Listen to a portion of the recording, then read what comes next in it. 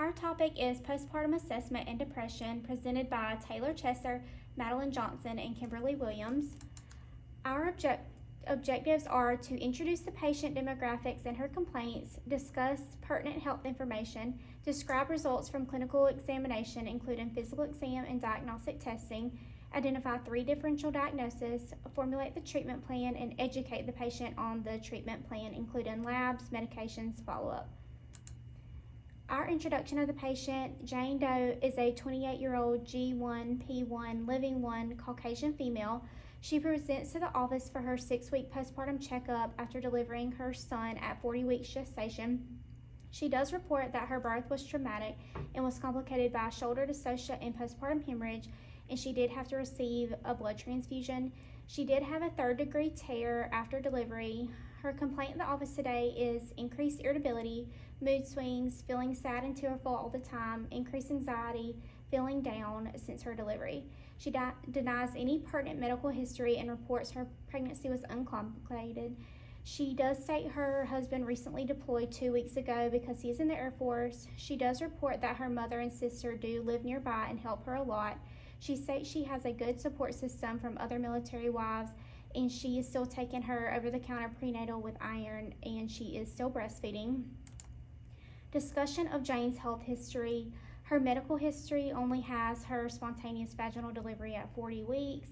She has no allergies. She only had a wisdom teeth removal for her surgery, medications, over-the-counter prenatal. She is not a smoker. She only drank occasionally before her pregnancy. She's employed as a middle school teacher and married. She has not been sexually active since delivery. She does go to church and is active in her church community. Her family history: her mom is still living with hyperlipidemia, father's living with diabetes, maternal grandfather died at 86 from a heart attack, her maternal grandmother is living with type 2 diabetes and hypertension, her paternal grandfather is living, he does have a history of a stroke and hypertension, and her paternal grandmother deceased at 55 from an MVA. She has no prior history of depression or anxiety. She does have a very supportive community consisting of family, friends, and her Bible study group. For her subjective physical exam, everything was normal except what's highlighted here in red. She does report excess fatigue. She does have a fair appetite. Her LMP has not returned, but this is normal because she is breastfeeding. She does have some nipple soreness, which is also normal from breastfeeding. She does have a history of a blood transfusion due to her postpartum hemorrhage, and she does have increased anxiety and depression, but does deny homicidal/suicidal ideation, paranoia, hallucinations.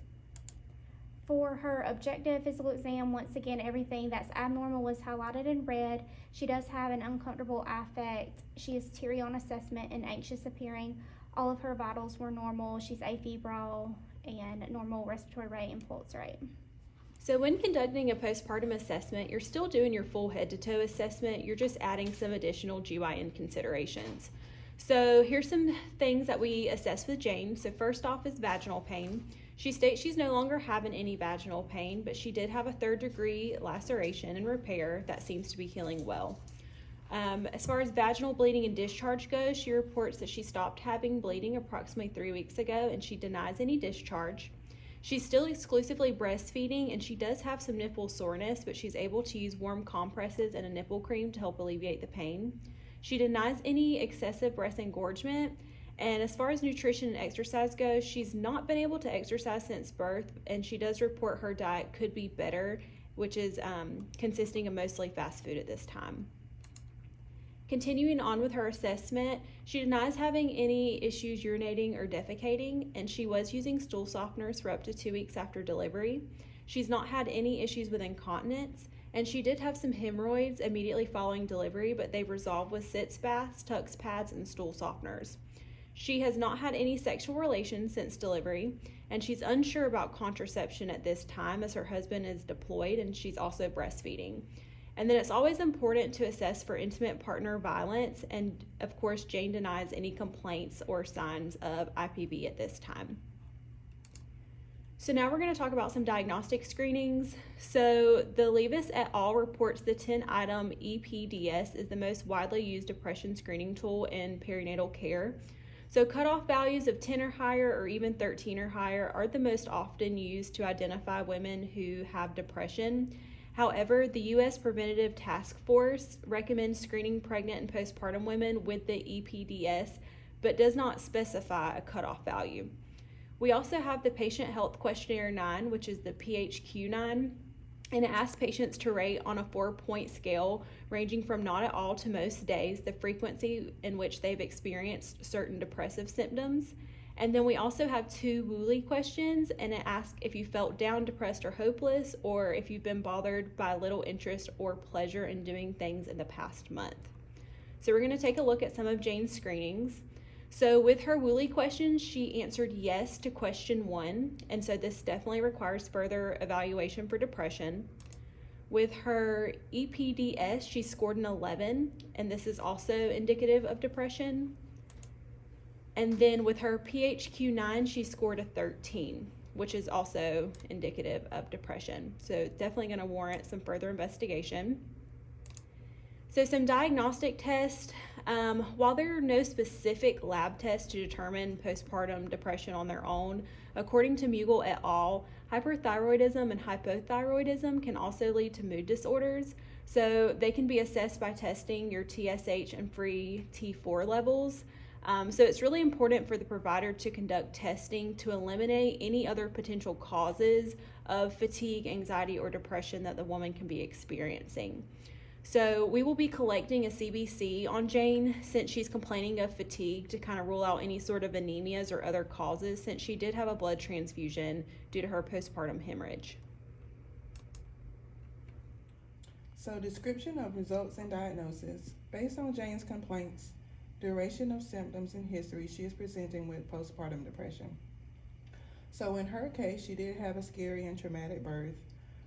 Lots of things happened. And in addition to that, her husband has been deployed just 4 weeks after she gave birth. So identification of differential diagnosis. So we have the baby blues, postpartum psychosis, and postpartum post-traumatic stress disorder. So with baby blues, while Jane has these symptoms, they have lasted longer than 2 weeks. When it comes to postpartum psychosis, Jane is not experiencing these particular symptoms. And with PTSD, Jane is not experiencing these particular symptoms, even though she did have a traumatic birth. What is postpartum depression? Mughal et al. Reports that around 1 in 7 women can develop postpartum depression. While women experiencing baby blues tend to recover quickly, PPD tends to be longer and severely affects women's ability to return to normal function. PPD affects the mother and her relationship with the infant. Maternal brain response and behavior are compromised in PPD. The pathogenesis of postpartum depression currently remains unknown. It has been suggested that social life, hormones, psychological stressors, and genetics play a role in PPD. The sudden changes in reproductive hormones like estradiol and progesterone following delivery can also be a possible stressor in susceptible women, and these changes can lead to the onset of depressive symptoms. Oxytocin and prolactin also play an important role in the pathogenesis of PPD. PPD is defined as major depressive episode with the onset of pregnancy or within 4 weeks of delivery. The 9 symptoms are present almost every day and represent a change from the previous routine. The diagnosis should include either depression or anhedonia in addition to the 5 symptoms to be diagnosed. The symptoms include depressed mood, subjective or observed, is present most of the day, loss of interest or pleasure most of the day, insomnia or hypersomnia, psychomotor retardation or agitation, worthlessness or guilt, loss of energy or fatigue, suicidal ideation or attempt, and recurrent thoughts of death, impaired concentration or indecisiveness, or change in weight or appetite. So, formulating a treatment plan. A combination of therapy and antidepressant drugs is recommended for women with moderate to severe depression.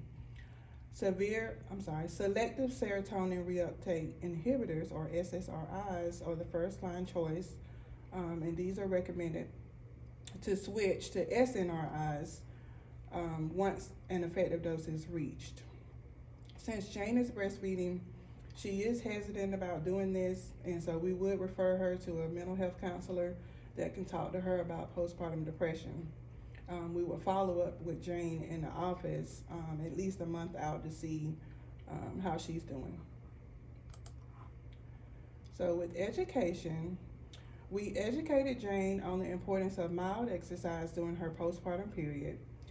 Macaronin conducted a systemic review of postpartum women with postpartum depression. The study found that exercise significantly reduces PPD symptoms. We recommended she take a walk around her neighborhood at least once daily. We educated Jane on the importance of nutrition. We also recommended that she increase her protein, fruit, vegetable, and water intake. According to OP, compelling evidence from observational studies shows that dietary patterns play a role in the development of depression and depressive symptoms in the general population. We also instructed her to continue her prenatal vitamins with iron. We educated Jane to continue going to church regularly, utilize prayer and meditation, and seek help from friends and family when needed. We educated Jane on the importance of sleep. We know that it is difficult to sleep with a newborn. However, we encourage her to seek help from family and friends to ensure adequate sleep. So in summary, some labs we ordered today included a CBC, TSH, and T4. We did send Jane out to be referred to a mental health counselor and see if we can get her symptoms to improve. We educated Jane on how to maintain a healthy diet, including taking iron, walking at least once a day, and participating in church and social activities. And we also told her about the importance of sleep. Jane is to follow up in 1 month, or she can come back sooner if we notice that we need to assess her for more postpartum depression symptoms, or if her symptoms do not improve. We also will consider starting her on an SSRI. So Jane is instructed to present to the nearest emergency room or call 911 if she has any suicidal thoughts or homicidal ideations or thoughts of harming her infant. We also gave her the suicide hotline number, which was provided.